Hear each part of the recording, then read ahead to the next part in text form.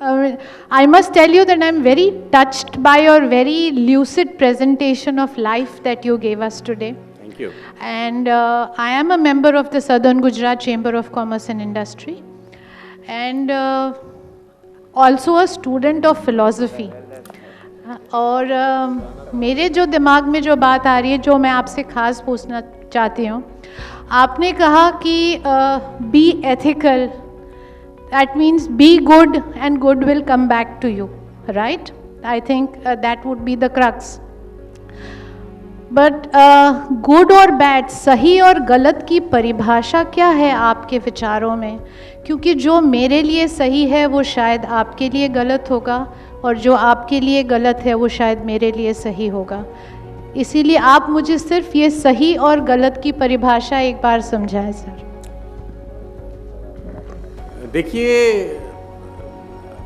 एक बहुत बड़े मुनि हुए हैं मैडम, उनका नाम है याज्ञवल्क्य जी.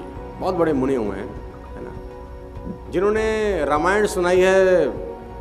रामायण 4 लोगों ने सुनाई है एक दूसरे को. शंकर जी ने पार्वती जी को सुनाई, याज्ञवल्क्य जी ने मुनि भारद्वाज जी को सुनाई, तुलसीदास जी ने संतों को सुनाई, और काकभूषुंड जी ने गरुड़ जी को सुनाई. तो 4 जगह रामायण का प्रतिपादन हुआ है इस पूरे ब्रह्मांड के अंदर. तो एक बहुत बड़े मुनि हुए याज्ञवल्क्य जी, उनके पास राजा जनक बैठे थे. राजा जनक जो सीता जी के पिता थे. तो राजा जनक ने मुनि से एक सवाल पूछा कि आदमी किस चीज की रोशनी से देखता है? तो मुनि ने कहा, राजा ये कैसी बात कर रहे हो, तो बड़ा साधारण सा सवाल है, आदमी सूरज की रोशनी से देखता है. तो उन्होंने बोला, अगर सूरज अस्त हो? तो बोला, फिर आदमी चांद की रोशनी से देखता है. तो बोला, अगर चांद भी ना हो? बोला, तारों की झिलमिलाहट से भी नजर आता है, फिर उससे दिखता है. बोला, अगर घोरी काली अंधेरी रात हो फिर किससे दिखेगा?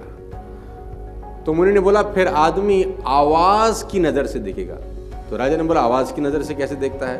बोला, अगर आप किसी जंगल में भटक जाएं और आपको कुछ दिखाई ना दे, कोई आवाज से पुकारे, तो आप दिखाई तो आपको नहीं देगा, लेकिन वहां जाओगे कि नहीं जाओगे? आवाज की भी एक दृष्टि है. तो राजा ने बोला, अगर कोई पुकारे भी नहीं तो मुनि ने कहा, फिर आदमी अपनी आत्मा की नजर से देखता है. ये एक ऐसी नजर है जो हर बात का जवाब देती है. मैं आपको एक और इसमें ऐड करता हूं मैम.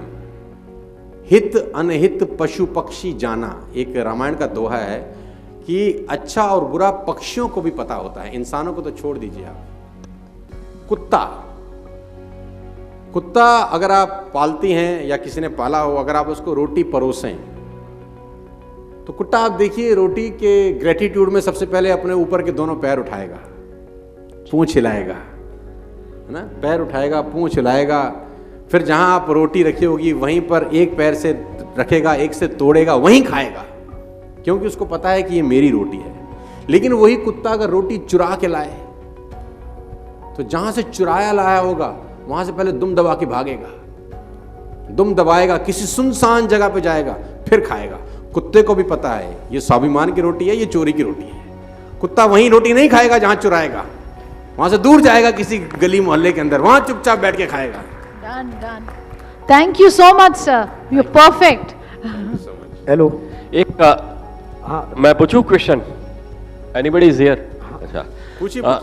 हाँ, मेरा नाम दीपक सेठवाला है. मुझे आपसे ये जानना है, आप सफलता किसे कहते हैं? बहुत पैसा कमाने को, बहुत नाम कमाने को, बहुत समाज में प्रतिष्ठा कमाने को? मैंने कल ही इसका जवाब दिया है, वैसे मैं दोबारा दे देता हूँ. ओके. क्योंकि कल तो मुश्किल से 50-60 लोग बैठे थे, तो सबकी अपनी अपनी डेफिनेशन है सर सफलता की. मेरी डेफिनेशन थोड़ी सी जुदा है. किसी को पैसा मिल जाए उसको सफल, वो अपने आप को सफल मानता है. बच्चे को खिलौना मिल जाए, बच्चा अपने आप को सफल मानता है. कोई लड़का अपने बाप से झगड़ रहा है कि मुझे सुंदर सी बाइक दिला दो, जिस दिन वो मिल जाएगी वो अपने आप को सफल मानता है. लड़का लड़की पटा रहा है, पट नहीं रही, आखिरी पट गई तो वो अपने आप को सफल मानता है. तो सबकी अपनी अपनी डेफिनेशंस हैं. पैसा, मान सम्मान, शोहरत. मेरी डेफिनेशन थोड़ी सी अलग है सर.